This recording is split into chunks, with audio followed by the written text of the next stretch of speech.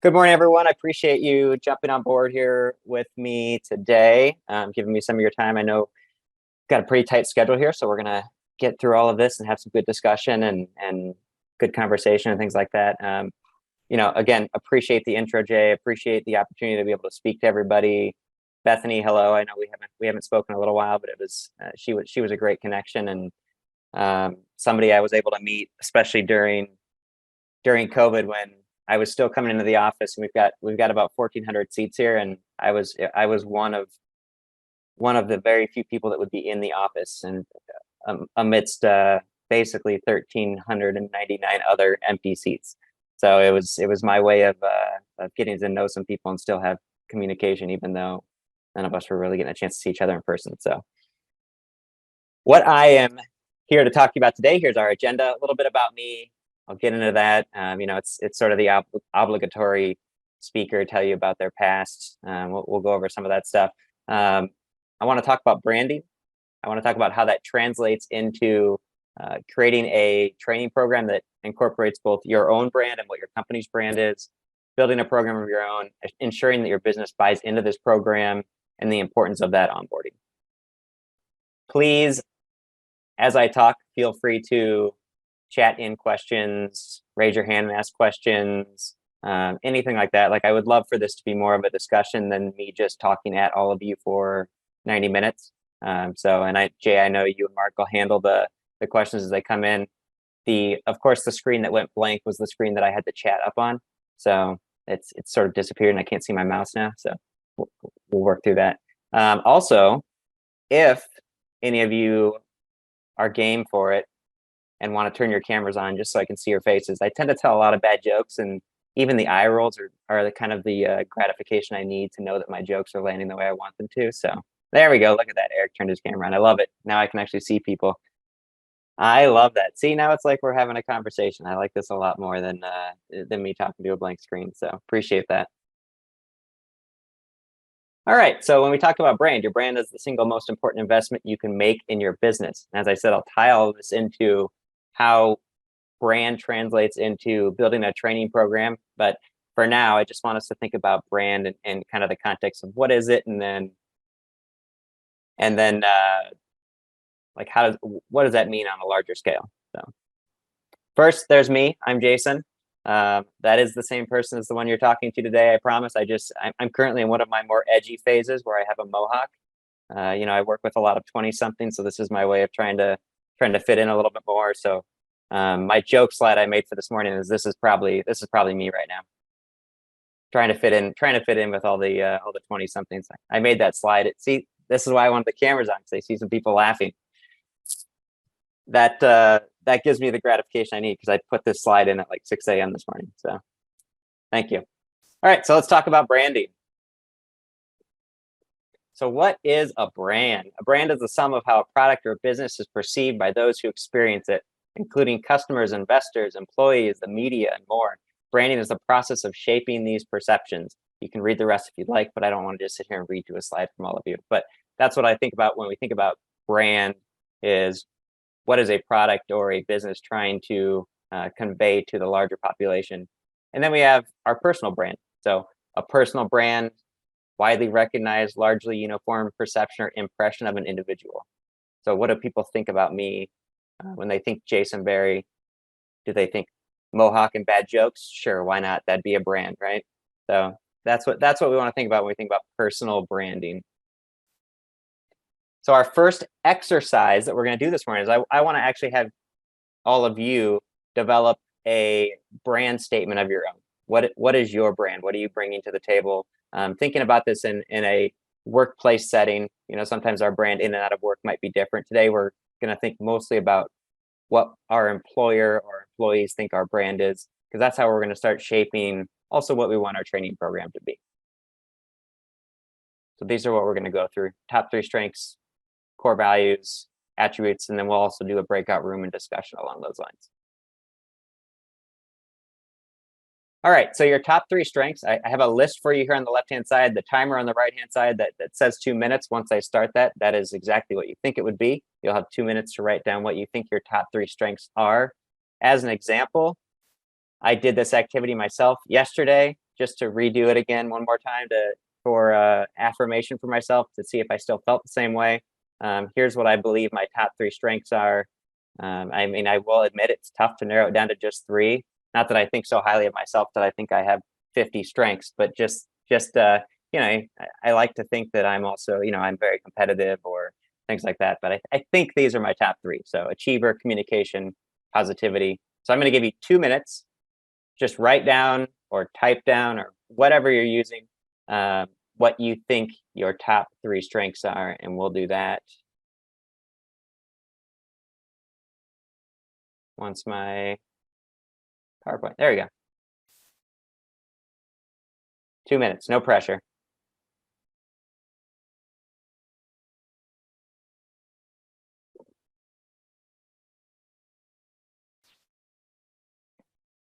Jason, Helena is asking if this is Strength Finders. It's pulled a little bit from that. So I'm actually personally certified to teach core strengths, if any of you have ever heard of that, which really digs into deep on like who we are as a person and things. But obviously I've taken Strength Finders, DISC, etc. This is pulled from kind of a combination of some of the ones that I've done in the past. And then this was actually originally built for a brand building workshop that I did here at Echo a few years back. This is where that activity comes from. Nice, thank you. Yeah.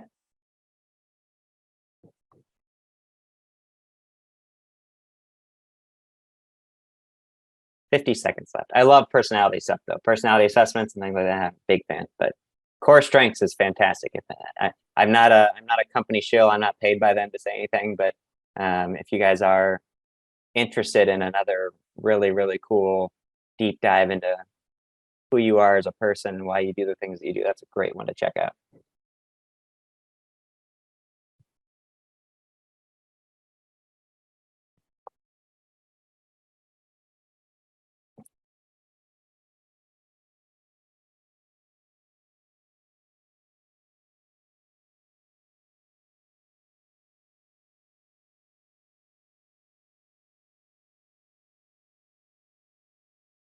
All right, so hopefully everybody has their top 3 strengths written down so we can move on. Too far. So top 3 core values next. Again, examples of mine. I chose authenticity, optimism, and commitment. I will promise all of you, if anything today, I will be my authentic self. So let's go ahead and take 2 minutes again and do the same thing.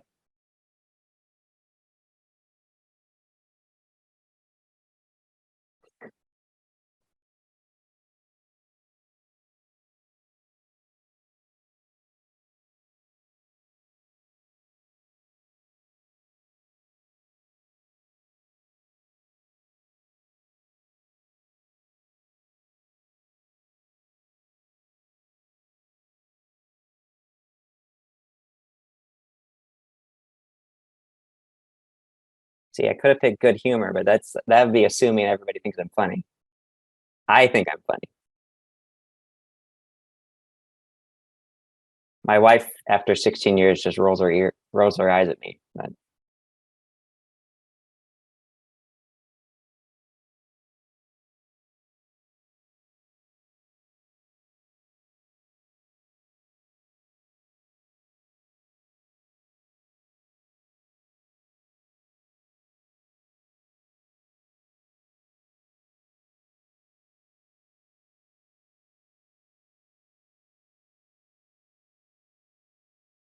Jay, are you playing along too?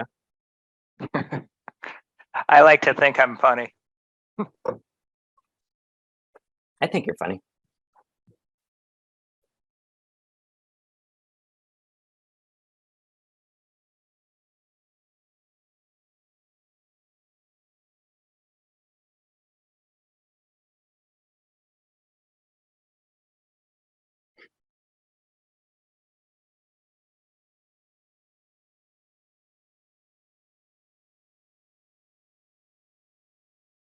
And I do realize, since I was so excited to jump into branding, I didn't really give you much of a rundown of my background. So I'll do that before we do our breakout rooms. So you're like, not who's just this random guy talking to me, pretending he knows about creating programs. All right, so we got our top 3 core values. And then we're going to look at our top 3 workplace attributes. So this will be the last of the 3 things you need to pick. So I chose loyalty, good communicator, energy. I've been at Echo for, it'll be 12 years this year, so I feel like loyalty is probably a pretty good one for me. I think I communicate well. I definitely have energy. I don't know how much of it's caffeine, but have that. Give you 2 minutes again.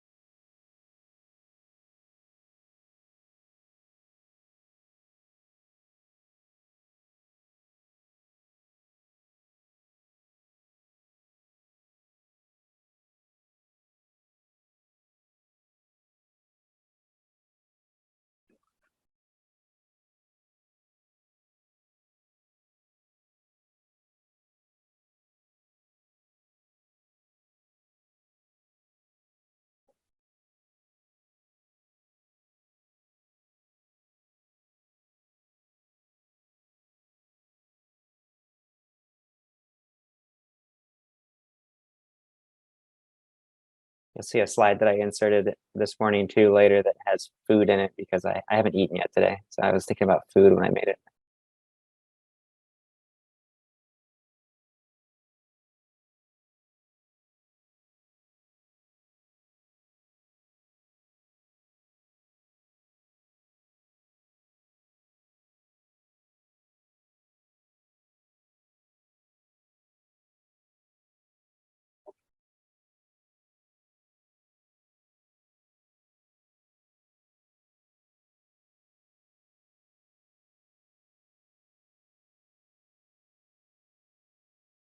Twenty seconds left, and you can never change your mind on these again.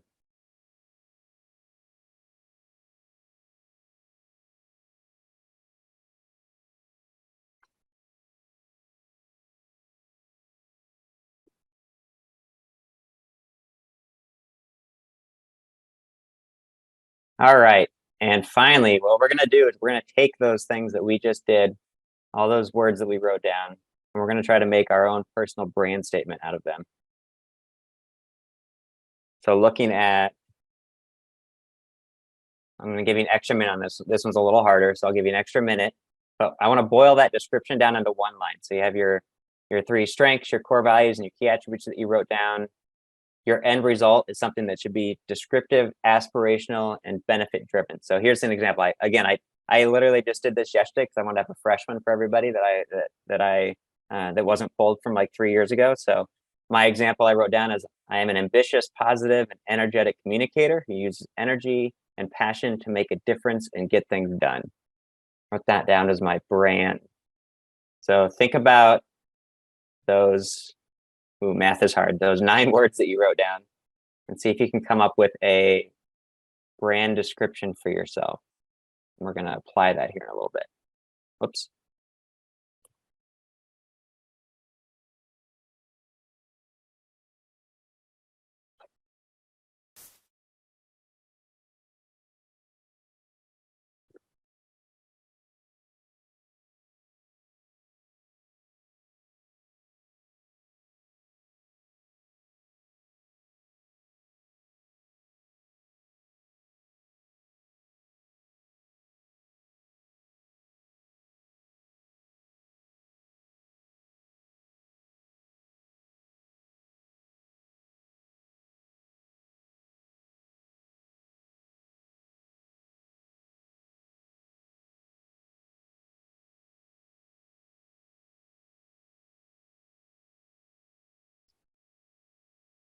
Topic for another day, but I could talk branding alone for 90 minutes. Such a interesting subject. I love it.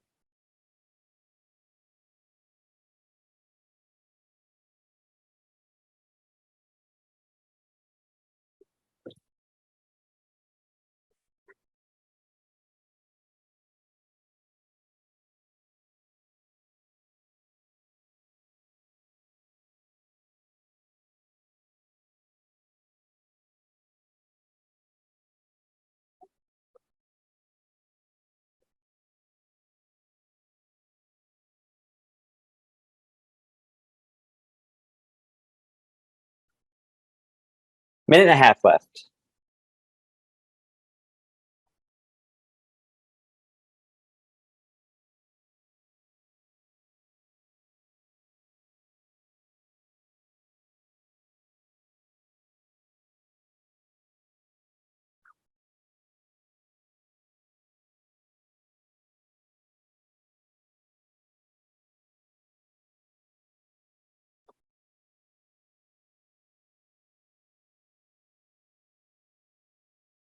One minute left.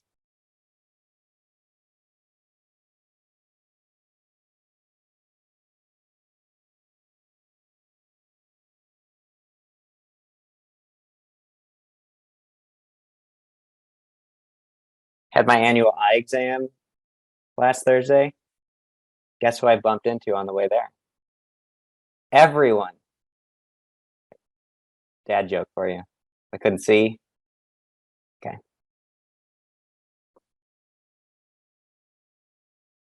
Take the silence as everyone's muted, not because that wasn't hilarious.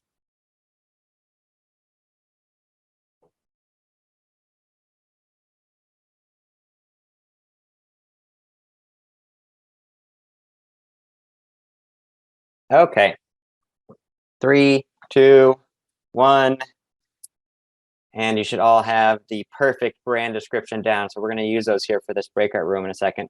Real quick, before we do the breakout rooms, because I failed you as a presenter and forgot to tell you who I was. So Jason Berry, I'm the Director of Training and Development here at Echo Global Logistics. Echo is a third-party logistics company. If you aren't familiar with what a logistics company is, long story short, we have businesses out there that create some type of product. We have businesses out there that buy some type of product. We are the third party in between. We don't have any trucks of our own, but we help people get product from A to B. So from shippers to receivers, things like that. So we hire sales employees, operations employees, anything along those lines that can help get the job done and give clients a resource to help them move their freight. So I have a large training team, larger than most. I think I often find out when I talk about this with people, I have 13 trainers plus myself. So I've got a 14-person training team. We oversee Chicago, which is our corporate location. We've got about 1,400 employees here. And then as a total, our company has around 3,200 employees, which is spread out around about 32 locations, depending on what I want to consider like a full location.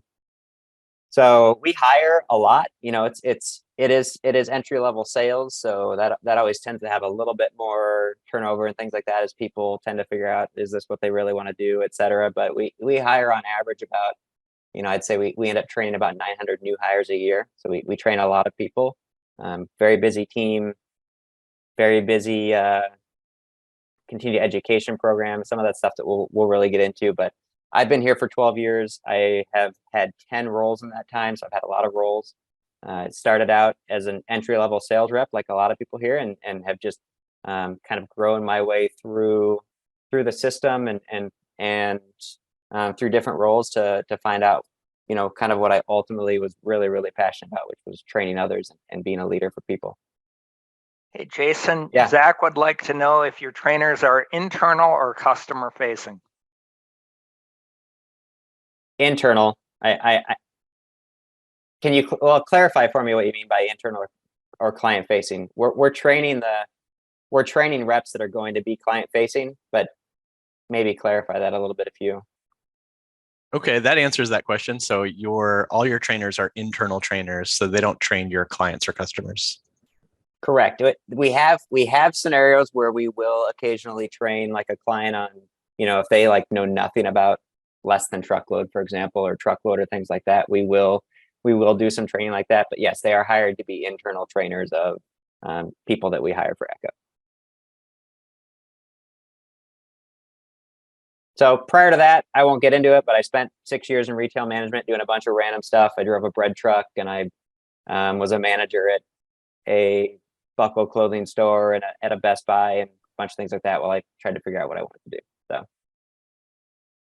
I've been in the training side of things now for about 8 years and I started out as a corporate trainer on in our Dallas location here, and then have worked my way up from that point and helped build the program that we have today to what it is right now, which I confidently believe is the best training program in logistics, if not one of the best you'd find at any company. It's very, very thorough and in depth, and I think you'll see that here as we talk about it. So, all right, enough about me. Feel free to chat me or connect with me on LinkedIn or Instagram or whatever anytime. I always like having conversations with people I don't know, so I'm more than willing to talk more about this at a time that makes more sense. So let's move on. So you took your brand descriptions. This is where we're going to get into some breakout rooms. So how will if you're currently building a training program, how can you apply this brand that we talked about today to make your program even better? Or if you're in the process of actually building a training program or getting buy-in from your company on, hey, this is why I feel like we need a better or more cohesive or coherent onboarding and training program, how can you use your brand as an influence towards that? So obviously we have what our company's values are. That's important.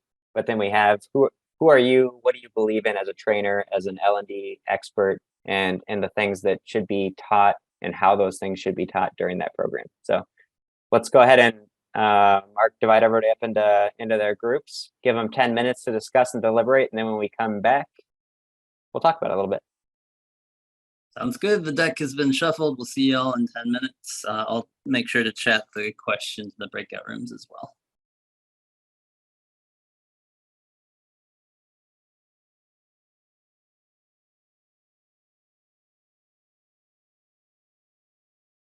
All right, so it looks like we got everybody back in here, right? Yeah. Yep. So let me get that out of my way. And before we move on, let's talk about it. This is the food slide I was referring to earlier that I put in there because it made me laugh. I would love for just one or two of you to chime in on kind of how that conversation went as you discussed it, and ways that you feel like you can apply personal branding to your own training program, and how you feel like that might be perceived or how that'll go over. Does anybody want to just chime in and be the guinea pig and talk for a second? Sure, I can pop in. Hey, I'm Kim Poppin. We had a really good conversation about just even the fact that how we personally felt about being in our roles, and the concept that we often are given we're order takers in a lot of the work that we do sometimes, and how do we get out of that and be able to more apply the brand to that. And one of the great people that I talked to was saying, well, she is able to go back to the core values of the company and say, yep, I know you want me to order take this, but our values are, we're going to do it this way, and we're going to have that desire for growth, was one of the examples. Yeah. I think that was really an interesting way of being able to reframe that for the customer who's saying, hey, I want you to do this, and be able to encourage that better alignment and be able and visibly see that alignment with value to learning, to growth of the learner. Yeah, that's a great point. I mean, it's taken multiple years, but one of the things that we've really been able to establish at Echo is that when it comes to training and making sure that employees are ready to do their jobs, that like we're the experts when it comes to that, right? And because managers always want to say like, oh, they need to know more about this, they need to know about this, or you need to teach this in training and things like that. And we'll talk more about it later, but it's taken some growing pains and multiple years of really pushing back on that idea of you have a training team and you have trainers because we're the ones that understand and know how people learn things and can apply those things. And that's part of building that brand, is that like people now come to our team because they know that we're the experts on getting their reps to learn stuff. So, cool. Thanks for sharing. Let's do one more. So one more person want to share? This is Lynn Kissick. I can jump in. Go ahead, LK. Sorry, Sarah. I'm Lynn Kissick, and in our group, I think we all acknowledged or realized that subconsciously or unconsciously, our personal brand matched that of our company goals in one way or another, that mine lent towards empathy and caring, and I work for a healthcare company in education. So, and one of the other participants had very goal-oriented and results-oriented and works for a fintech company. So it was interesting how our personal brands just kind of mirrored, in a way, the brands of our companies. Yeah, that is it is interesting, and it's probably part of the reason for like sustained success too is Mhm. we have kind of figured out what the brand of our company is, and if that aligns with some of our values too, like obviously that would be a place where we'd want to stick around. And hopefully none of our brands were like, we hate people and I want to be alone all the time. That'd be an odd brand to have in this field, right? So Yeah, and it But- was kind of just aligning. The comment I made was, it shows that we're in the right roles for Yeah. each of us personally too. yeah, love that. Well, thank you for sharing. Appreciate it. All right, let's move on. So Echo's training programs. This we'll start talking about what my training program is, kind of how it got to where it is today, and then tie these things all back together. I'm looking at the clock. I've only got 45 minutes left, so we're gonna get through this. So the size of my team. So I talked about that. I have a 14-person team. By the way, I just noticed in the chat and stuff, it shows ATD next to my name. That's because I'm president of our local ATD Chicago chapter. So I'm technically using our ATD Zoom to hop on this, because at work we use Teams. So if you're confused seeing the ATD, that's why that's there. ATD is Association for Talent Development, if you aren't familiar with it. So size of my team, so 14 total, including myself. We have what I call 5 official new hire programs. So we have our client sales training in Chicago. We have our carrier sales training in Chicago. Then we have a client sales training that's in the branches. The reason for the difference between those two is simply because, in Chicago, we might have a client sales class of 20, 30 people. In the branches, you might be looking at a class of 6 or 7 people. So just by the very nature of it, doesn't take quite as long to get through all of the materials, and there aren't as many questions and things like that. So that's why it's a slightly shorter program.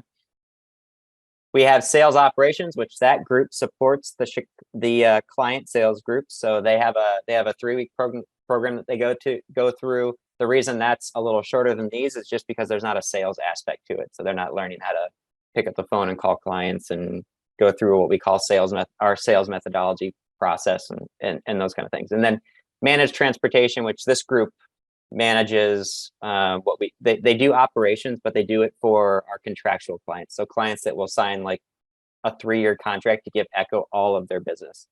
That's who that group handles. So then we have additional new hire programs. We've got an internship program that we do every year, which ends up having about 60 people in it. It's a great internship. They come in, they get trained for a couple of weeks, and they spend the next 6 or so with Echo doing like a very specific role. And, they get to come visit Chicago at the end, and they get to give presentations to our executive team and some stuff like that. So that's super cool. We have what's called financial operations. Agents, we do hire some agents that aren't technically W-2 employees, but they still use Echo's resources and things like that. And then more on top of that. And then we also have a very, very robust continued education program. So really, when somebody, let's take Chicago client, for example, when they graduate from training, and I say graduate for a reason, because we even have a whole little graduation ceremony. I'll show that to you. But when they graduate and move to their seats on the floor, or their teams on the floor, we still have mandatory continued education sessions once a week for the next approximately 2 months. So it kind of eases that transition. So realistically, they actually have about a 4-month training program when all things are said and done. And again, this is the part where if you do have questions or things like that, and you want to jump in and ask while they are relevant to the topic I'm discussing, please feel free to go ahead and do that. So what's the same across these? So again, there's the individual programs we have that are the most built out. I actually just got an email this morning about building out another one for a new department we're getting going here at Echo. The onboarding experience. So I'll talk a little bit more about that later. But when I say onboarding, a lot of companies will refer to onboarding as like the entire training program, and that's very true. Like that's their whole onboarding experience. But I'm referring mostly to what's it like for them, like the week or two leading up to training, and then their first day or two of training when they're getting their equipment to work and they're meeting people and like those kind of things. So that's what I'm talking about when I say onboarding. Then we all cover the basics. So every single one of those programs, whether it's for the first full week or the first few days, go through what I like to call freight kindergarten, which is just literally what industry do you work in, who the heck is Echo, and what are all these systems that we use here at Echo. So freight kindergarten, if I can teach it to a 5-year-old, I can teach it to you. That's kind of what the theory is there.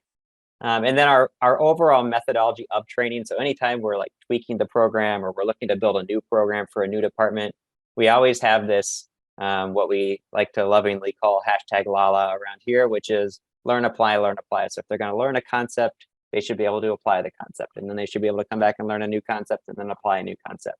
You know, a lot of times new programs tend to make the mistake of they dump all this knowledge into somebody's head for 2 weeks or 5 days or 3 weeks or whatever that program length is, and then they expect them to go to the floor, and that person's never going to remember what they talked about on day one. They're probably going to remember what they talked about yesterday, right? And even in this instance, trainees still forget 50% of what you tell them, which is fine. But this definitely tends to help. So we try to do as much hands-on and have them go through as little culture shock as possible. Meaning, like I don't want them to go from this comfortable environment and training where it's kind of cruising along at 60 miles an hour, and then suddenly they hit the floor and it's 120 miles an hour and they don't know what's going on. And the goal, essentially, they're building their foundation here in training so they can build their house on the floor. And that's the part when I mentioned earlier about like really pushing back on leadership and you know, the teams and the managers at the company on getting them to understand like they can't learn everything in training. They can't learn all these high level concepts in training, but what they can learn are what I like to call trigger points, which are, you know, they may not necessarily know. An example I use, we have a type of a shipment called a partial load, which is kind of falls in between what's a less than truckload and what's a full truckload. Okay.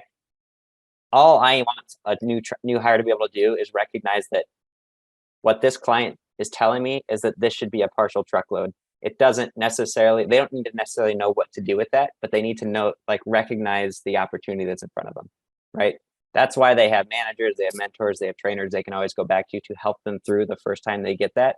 They don't need to leave training knowing exactly how to handle that situation front to back. But what they do know is they need to be able to recognize it when it comes up. That's what I mean by trigger points. So what's different? Obviously, the length of the program. I think we all saw that one. That's the clear one. So role dependent. That's a result of working with leaderships and doing individual focus groups and things like that. Anything that's covered beyond the basics. So after about the first week or so, those paths tend to veer off into getting a little bit more specific about their roles. The trainers themselves, again, this team even 6 years ago was only about 4 or 5 trainers. Again, we've grown it to be the 14 that it is today, and each trainer is specialized within the role they're being taught. So I have specific carrier sales trainers, I have specific client sales trainers, I have specific sales operations trainers, etc. And then the transition from the floor is, it just varies depending on what the role is and like what the responsibility. There's always a graduation experience, and each trainee does a little presentation at the end of training on some of the stuff they learned and like what they'll be doing on the floor. But when that happens, and whether it's virtual or in person or things like that, some of those things change. And then the continued education calendar, again, it's going to be similar in length, but the topics and things like that will vary depending on what they're applying on the floor. So looking a little deeper at the Chicago client sales. So here's where this should hopefully give a better example of what I mean when I say the la portion of it. So this is what we call a WAG. It's a week at a glance, WAAG, WAG. Feel free to steal that if you want it. It's not I forgot what the word for, what word am I thinking of? Trademarked. Yeah, trademark. There we go. Copyright. Yeah, thank you. All of you, everybody wins. 10 points for each of you. It's not trademarked by Eck or anything like that, so feel free to use it. But if you look at on the right-hand side, there's a little key here that's you can see where it has like blue, green, yellow, etc. That's what each of these colors signifies. And so the goal of the program, which you'll see here, is to go from, week one, no matter what, tends to be a little bit more lecture heavy because we got to, again, if that's like your freight kindergarten Can week. you make it a little bigger? I don't know if I can. There we go. Thank you. Did that work? Yeah. So week one tends to be a little bit lecture heavy in terms of, again, we're welcoming you. We are also giving you some office tours. We have breakfast on day one, and we take them to lunch or order them lunch, whatever, those kind of things. But then you'll notice as we go, so you have anything that's blue is a lecture, anything that's green is an activity, anything that's orange is a discussion, anything that's purple is real floor work. So what you'll see is as we go through the weeks, you start seeing more orange and then eventually mostly purple, because by the end of training, they're essentially doing their job, but they're doing it in a safe environment in training for a few weeks before they go to the floor. So that's week 1 and 2. And then I'm going to zoom out a little so I can go to my next slide. Weeks 3 and 4, this is where you'll see, don't worry so much about the topics on there because that's very specific to Echo and like what we're training. But you'll notice now we start getting a little bit more activity focused. And then we start getting more into discussions where we're having like guest speakers come in and people from the floor and sales reps. And we actually have each of our, usually at least 2 or 3 of our executives come in at some point and talk to the class. I talk to each of the training classes about branding, because I told you guys I love talking about branding and just thinking about what their own personal brand is when they go to the floor and how they want to present themselves. But it's another one of those where it took some pushing, but we do have the buy-in from our CEO and our CHRO and people like that to actually come in and speak to the class for 30 minutes and take questions, which is a really cool experience. And they all feel like they're getting to meet, celebrities and cool stuff like that. And then you'll see by the end of the program, this is really weeks 5, 6, and 7 here on the right. They're essentially doing their jobs, but they're just doing it in the safety of training. And we have things like some activities or games to kick it off in the morning. And then we always have like a discussion and a round table at the end of the day to see like, how are things going? What was scary? What wasn't? Who had a good call today? Who didn't? Like, what are some things you worked on? If you did a job shadow, like how was that? All of that kind of stuff. So really the goal is instead of us just ending training at week 5 and then saying, go to the floor, now you can start doing your job. We actually have them start doing their job in training and then moving to the floor. And we'll run those final 2 to 3 weeks as if they were on one of their sales teams. So we'll even do like pipeline reviews with them, just all of the stuff that they can essentially expect when they go to the floor. It's just now we're kind of like easing them into it versus them smacking into a brick wall. Right? So that's the overarching methodology to our training, the whole la concept, and then getting them to do real work is right there in our WAG. As far as continuing education, this is what I was referring to earlier. So you can see how we have this scheduled out. And this is where we really try to bring in, you'll notice, obviously if it says training team, that's one of our trainers teaching it or subject matter expert like that. But you'll notice we also have, you'll see some other names in there. And that's because we also really try to bring in like department leaders or people like that so they can hear, here, let me zoom in for you a little bit, hopefully. So they can hear other voices, right? They've just heard the trainer's voice for 7, 8 weeks, 4 weeks, 5 weeks, whatever their training is. It's nice for them to be able to hear from another perspective, but also get to know some of these other leaders. That's so there's kind of two goals there, which is obviously learn stuff, but then get to meet some other people as well. Again, though, this is all very controlled, and continuing to go back to my whole thing about getting leadership to buy into and understand the fact that like the training team is the expert. So it doesn't matter who they are. If it's Doug Wagner, our CEO, or somebody that's the VP of carrier sales or whatever their role is, prior to the session, we're giving them the guidelines of like, these are the things that we want you to talk about. These are the things that they would be considered too high level for them at this point. And so we still keep it very much like a coaching experience of here's how I'd like for you, like here's where they're at in their career and here's how we'd like for you to be able to like really relate to this group.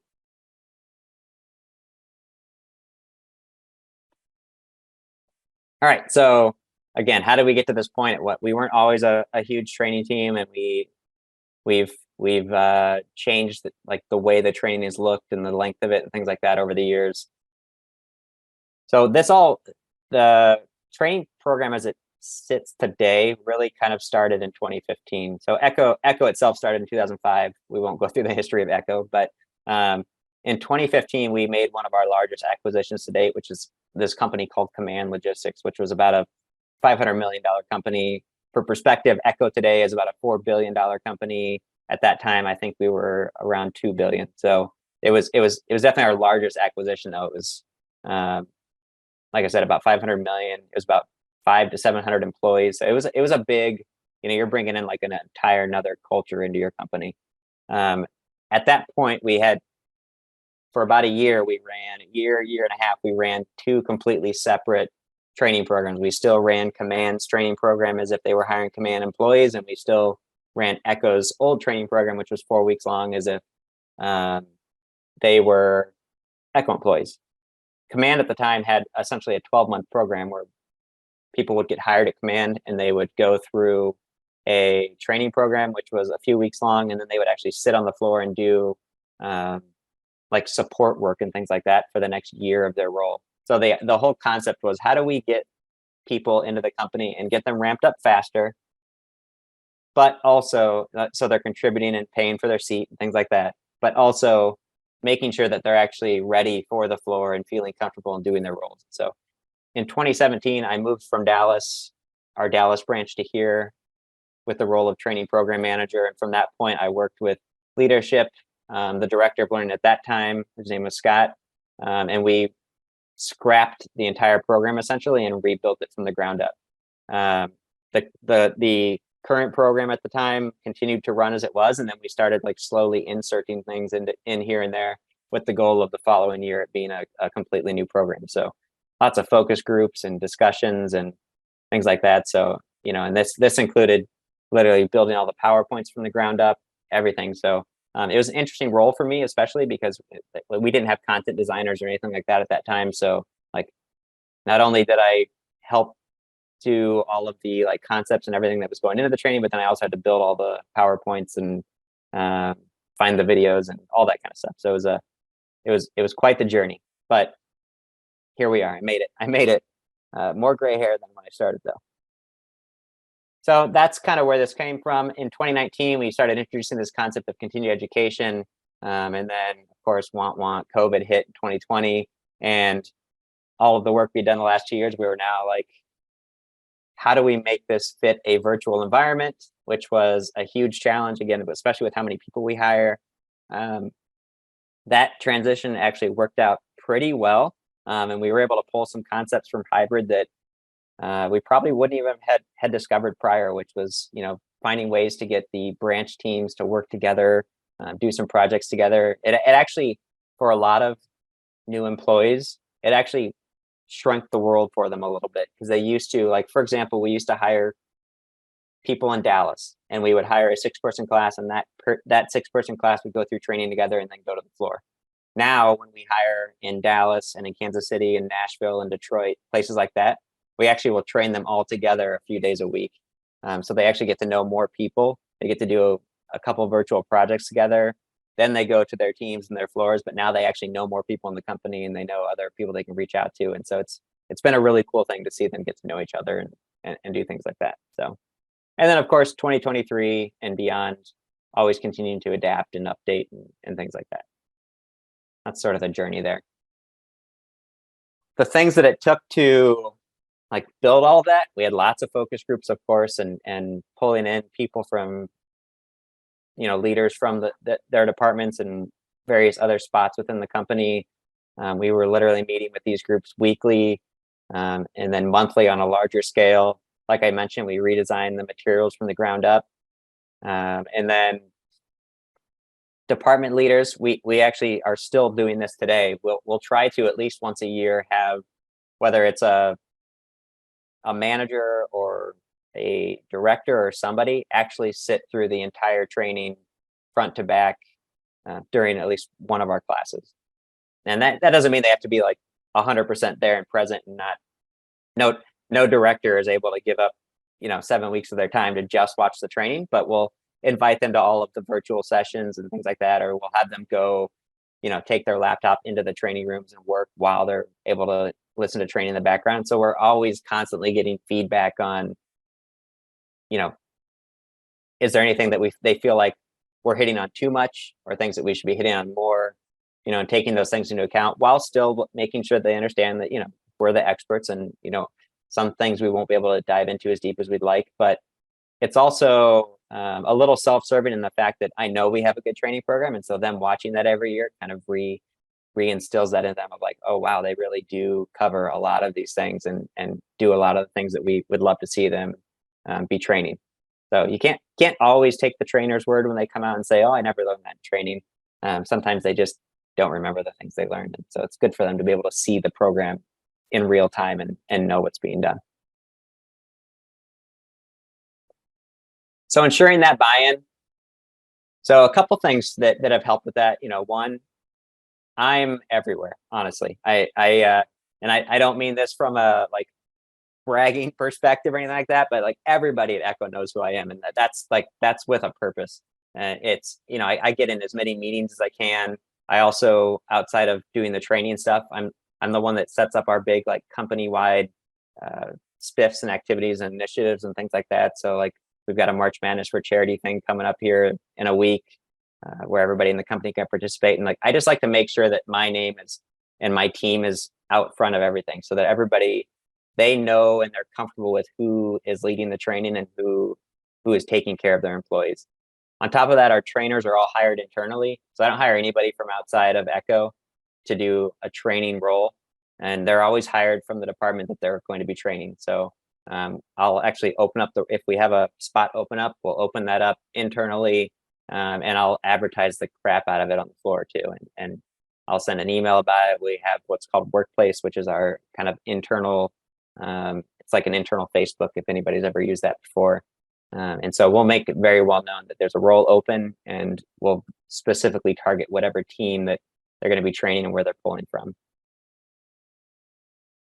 We have monthly meetings with department heads. I've got one coming up today, actually, and we are every single month at minimum meeting with, when I say department heads, like your VP or your district vice president or your director of whichever department, to make sure that, get feedback, let them know how these classes are doing, how their trainees are doing, get their feedback on things that they're seeing, etc. So, really just ultimately can't be afraid of getting this feedback, because the feedback is so important. And then also not being afraid to push back a little and be like, I understand where you're coming from, but also keep these things in mind. And once you get that rapport going, it turns into a great conversation every month. We review and update our materials every year at minimum. Sometimes we update them on the spot, but at minimum, we're reviewing it every year. And then, as I mentioned, we have our department leaders sitting on a training, and quarterly, I also keep our executives up to date on, this is what we're doing in training. This is some of the results we're seeing, things like that. I'm a little lucky in the sense I actually report directly to our CHRO, so I have that avenue to go through. But even prior to like my current role today, this was still a big push for me. So those are some of the things that help with the buy-in. Hey, Yep, Jason. Go ahead. Molly Raymond asked, do you have multiple sites or just one? She's curious to know how you promote engagement if you have multiple locations, something they have a hard time with. So we have multiple sites. So we have our corporate location, which is here in Chicago, and then we've got about 30 branches. Now, realistically, there's only about 10 of those branches that are consistently hiring, and they're kind of in the big cities you would think that they would be in, like Kansas City, Nashville, Detroit, Scottsdale, places like that.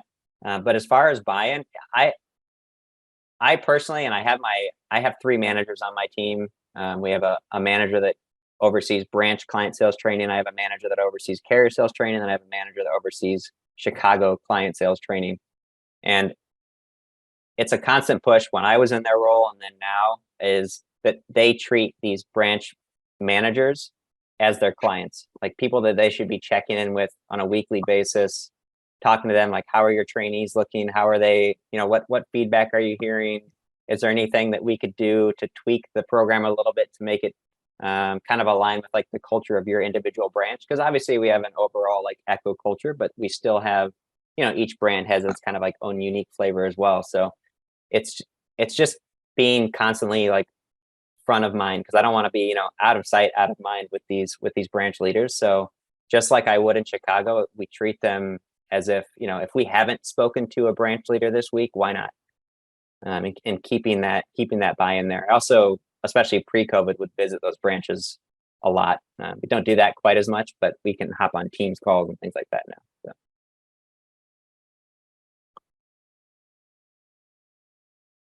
Hopefully that answers the question. Keys for trainer buy-in. Now I have up there, don't lose sight of how important this is, but it is huge, right? I want my trainers to feel like they have a voice. You know, I include the training managers and their teams in almost every decision I make. You know, sometimes obviously I have to say like, you know, this is the route we have to go, and not everybody is going to agree with that. But for the most part, it's a collaborative effort. Trainers are helping with materials. They get flexibility with the WAG. You know, things aren't always going to go exactly to schedule, and how can they adjust each of those? They might have a class that asks less questions. They might have a class that asks more questions, or, you know, and having the flexibility to be able to, as long as the concepts are trained, you know, we can make some tweaks or do some changes here and there. The director, that's me, and our training teams, we meet once a month. I meet with my managers every other week. And then as an entire team, we meet once a quarter, and I kind of give them a little breakdown on like what's going on in the business, what our yearly projections are looking at. And I do a little thing with trainer presentations where I'll have one or two trainers pick a topic of their choice, and they will actually create a brand new little training to take the team through. So it might be, you know, on public speaking skills or just anything like that would be an interesting topic that they want to create a program from the ground up, so they can create a 30-minute presentation from the ground up. So getting them to work on their presentation creation skills and then actually presenting to the team. And we'll even do a little feedback session after the fact. So kind of put them on the spot and what we thought was really nice about the presentation and where we thought it could use some work. So, and everybody has to go through it. So everybody gets put on the hot seat, but it's a good training experience for them. So.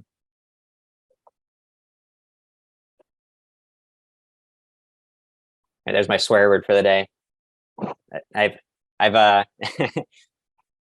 Believe me, I've had to tamper it a lot. I work in logistics, so it's hard for me not to swear for 90 minutes. So I'm trying really hard here. But ultimately, yes, market the shit out of your program. Like this is, if you've taken anything from me today, and hopefully you kind of just feel my vibe of that, is I'm constantly marketing the program and marketing my people and making sure everybody knows who my team is. Just everything about this, because I want it to be a kind of an open book as far as if you should trust anybody at Echo, it's the training team, and know that you can come to us for anything. So what you're looking at there on the right, where it says meet your Echo training team, that's actually a full clickable PDF. So each trainer has their own page, and I had them fill out a little kind of Q&A. So it's, you know, anything from like what brought you to Echo and what made you want to be a trainer, all the way to like what's your favorite hobby and what do you like to do on the weekends. And so each trainer has their own profile, so anybody can go in here at any time and click on it and see, you know, who their trainers are and learn a little bit more about them, which is always cool.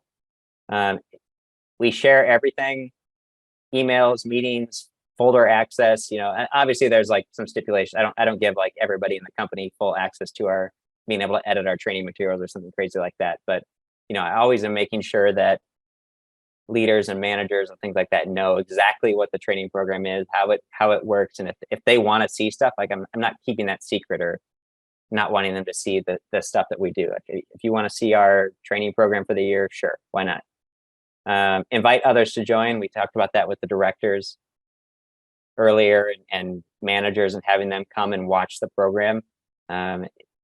That part's just really you got to be okay with having those tough conversations, because, you know, you do obviously risk a manager coming in and being like, this sucks. Like, why aren't you teaching this or this? Like that's just part of it. But the more you can do that, even if it's a completely negative conversation or one that you wouldn't even take that seriously, you can almost always pull some sort of nugget from it, or like, man, I kind of don't like that person, but they had a good point here, like those kind of things. So, and talk about it every chance you get. Any meeting I'm in, anytime I'm talking to somebody on the floor or anything like that, I always try to find some way to like plug the training team or things like that. So what you're seeing at the bottom right there is, I know it's really small, but those are just the dates of each of our training classes. So I'll actually share that here. Hold on. I'll share this as well on Workplace, our internal, essentially intranet, so that everybody knows it's just fully transparent. This is when we have classes and for what department we have those classes for. So again, that also comes to part of my pushback a little bit with people on the floor of, like, if you're going to hire people, hire them when we have classes so that we can make sure they get the experience that they should be getting, and not trying to like cobble something together and they don't get quite the training that somebody else would. And then finally, the importance of onboarding, which I talked about earlier. Watch this quick little video here. It's a good little TikTok video. Something you were not prepared for in the corporate world. Can you hear that? Most companies don't have any formal training. Yep. I worked for 3 really big companies, and only the first one had any sort of formal onboarding program. What I've come to realize in these 10 years, most people have no idea what they're doing. Everyone's just figuring it out as they go. For example, I work in marketing. We had a reorg, and then I was on the customer experience team. Then one of my main job functions was emailing and texting customers. No one told me any of the legalities of communicating with your customer. You're not allowed to send a text message before a certain time in the morning, or like do not contact, opt out list. No one told me. Like, these have really serious legal implications, and I didn't know. It's just baffling to me. So onboarding is important, right? Obviously. A couple stats around. Did you have a? Hey, quick question, Jason, from Michelle. How to align with HR hiring regarding the timing of a new hire start date? So Oh, go ahead. No, that was going to come up here in about 2 slides anyway. So great question. Perfect. There are a lot of conversations behind the scenes as well that I haven't even hit on yet that are also bi-weekly or monthly conversations on. I work hand in hand, and so does my team, a lot with recruiting and HR. Those are 2 of our main groups that we work with a ton on. Before every year, we plan out exactly when do we want to have training programs to know that, on average, I try to make it so we have 10 trainees to every trainer. Does that work out perfectly? Like, of course not, but that's kind of the goal I go for, where I feel like a trainee is still getting the time they need dedicated from a trainer to be able to ask questions and things like that, but also, not being absurd about it, being like, we should have 1 trainee for every trainer or something like that. That's just silly. So we work directly with, at the end of every year, we start looking at the following year, and we'll work with finance, recruiting, and HR on when do we want to have these classes?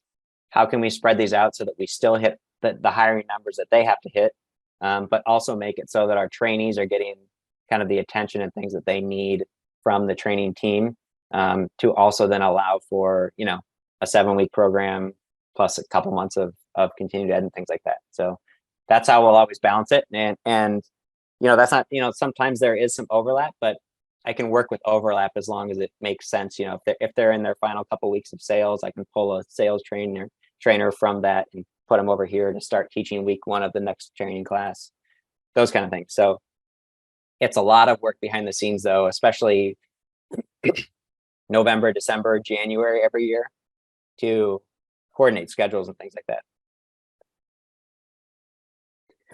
Excuse me. All right, so some stats around onboarding. 69% of employees are more likely to stay with a company for 3 years if they experience great onboarding, which obviously huge. New employees who went through a structured onboarding program were 58% more likely to be with the organization after 3 years. And organizations with a standard onboarding process experience 50% greater new hire productivity. And these, excuse me, these can be shown through, we have certain metrics that we track and everything at Echo, whether it's new accounts brought in, whether it's book size as far as growth or gross profit, or, sales numbers and things like that. But at this point, I've worked with leadership on creating some Tableau reports of things that can date all the way back to year one Echo, to where we can actually see year over year how reps do, what their ramp time looks like when they get to their role, and how that compares to years where we had a different training program versus now. So there's some metrics and things like that that you can tie it to, that, you know, there is some subjectivity to it of just in general, like, you know, you got new employees this week. Do you feel like they're prepared? But also there are typically some numbers in your organization that you can tie it to a little bit to see whether it's productivity or things like that that can help gauge that. So employee onboarding can improve retention by up to 82%, which is huge, especially like I mentioned, when we're getting people right out of school or it's their second job. We obviously want to increase retention as much as we can. 1 in 5 new hires are unlikely to recommend an employer that has poor onboarding. New team member productivity hovers around 25% during their first 30 days of employment. So ensuring that they know as much as they can, they know, and as much as them having knowledge about what we do in Echo and the company, I also want them to be just as comfortable with who can they reach out to if they have questions. And we kind of have what we call Connect 4 around here, which is you've got the trainer, you've got your manager, you've got your manager's manager, and you've got your department lead. So that there's these people they can reach out to if they have questions. And they're 3.5 more likely to agree that their onboarding was exceptional when career development is addressed during that time. I literally just had a conversation with recruiting about this the other day on why do we tend to shy away from letting employees know that, like, hey, if you come here and you do well in sales for a year, you could grow into a sales operations manager role, or it could open up your path over into recruiting, or it could open up your path into HR, or ultimately being in training like I am. In the past, we've tend to shy away from that because we're like, well, we want to get people that want to come in here and they want to be sales reps, or they want to be operations reps, or things like that. But you know, everybody wants to do well in their job if they're somebody that's motivated. But think about how impactful it is when they also know that, like, me doing well here could eventually lead to this or X, Y, or Z. So how we onboard at Echo. This is the fun stuff. This is what I was talking about earlier. So I know, again, onboarding could, you know, you can really think that's technically like the whole span of training. But when I say onboarding, I'm referring to like what's like welcoming them to Echo. So everybody gets a new hire swag pack, which you can see up there at the top. It's got some cool stuff in it, and Echo branded things, and they get this the week before they start training. There's also a little letter in there that's welcome to the company from our president and our CEO. So they get a little welcome letter there. They also get a welcome letter, like an email from our trainer on the Thursday or the Friday before training starts. So giving them all the details about day one. We're super excited to have you. We're going to have breakfast and lunch for you guys. What to expect on day one, things like that. We also do we have our marketing departments on site here in Chicago. So in Chicago, we schedule time to do headshots for everybody. They get like a professional headshot for free day one, which is a cool thing. Then they can use that as their workplace profile and their email and LinkedIn and that kind of stuff. This was the slide I was also talking about that answered the earlier question on. There's also a ton of stuff going on behind the scenes when it comes to how are we planning out these classes to ensure we have trainer coverage. How are we working with recruiting? What is the messaging consistent across the board from what is recruiting telling a new hire or a potential new hire the job is versus what is training actually teaching the new hire what the job is. Like, those messages need to be consistent. The other thing I'm very big on, that again we just had this conversation about a week ago, is not upselling the role just to get people in the door, only to have them then find out that this job isn't quite as cool or as fun as like recruiting tried to make it sound. Like, we want people that come to the company because they see the opportunity the job presents, not what the job is presented as. You know what I mean? So that's a big thing for us, and just, you know, understanding, like, yeah, like any job, sometimes, you know, making 80 calls a day isn't always the most fun thing in the world, but here's the perks of doing that, and the success that our reps have seen from doing those activities. If you want to scan the QR code real quick, you can. I noticed in the chat at the very beginning, somebody had mentioned a utilizing QR codes in training. What we utilize this here for is anybody that's starting remote, they can use this QR code that actually walks them through setting up their computer and things like that. So it's a pretty easy thing to do. I work with IT on having them help put together a really nice PDF that's easy to follow. So when we send day one emails, here, I'll zoom in a little bit for you. When we send our day one emails, it's talking about, we know you're excited to start, information about day one, et cetera. And then they can scan this QR code here and it'll walk them through setting up their computers if they're somebody that's starting from home and needs a little help there.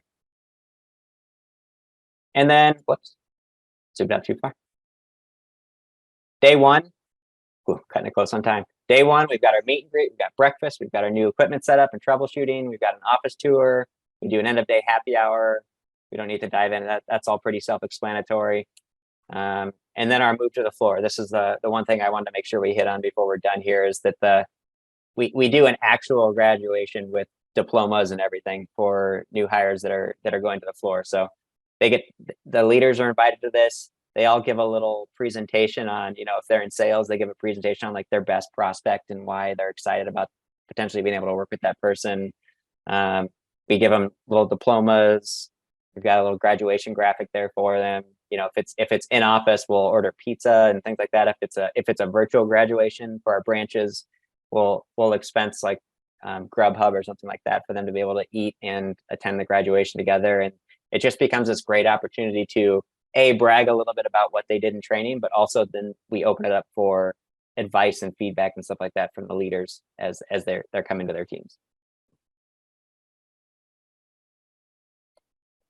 I'm going to click a couple of times here. There's my challenges for you if you want to read through those. I know some of this will be shared, but think about branding, focus on those trigger points, be flexible and adaptable, and prioritize that experience. These are just a couple posts from LinkedIn that I actually randomly just came across. I wasn't even connected to these people, of them talking about, wow, Echo sent me this, makes me feel really loved to be part of the new company, that kind of thing. So I think I did it. Yes, thank you. I did it. Connect and reach out if you want. You can email me anytime. You can connect with me on LinkedIn. You can follow me on Instagram, whatever you want to do. Happy to be friends forever with all of you and discuss and talk and chat and meet up for coffee or whatever you want at any time. Jason, thank you. Hey, everyone, will you please do a thank you or a thumbs up? Or if you want to boo, you can boo. Although hard to boo a guy who said that he'll be friends forever with you. But feel free. And again, thank to all of those in our Frederickson community for spending your morning with us and with Jason. Jason, thank you for an excellent session and teaching us more about both branding and onboarding. And I love how you fit them together. And finally, for check your inbox for the invitation to the Timeless Rules of Learning session on April 4th. Would love to see at least 50 registrants from today's session at that session. So thank you guys so much. And just big shout out to Jason and big shout out to all of you for spending your morning with us. Thank you, everyone. It was fun.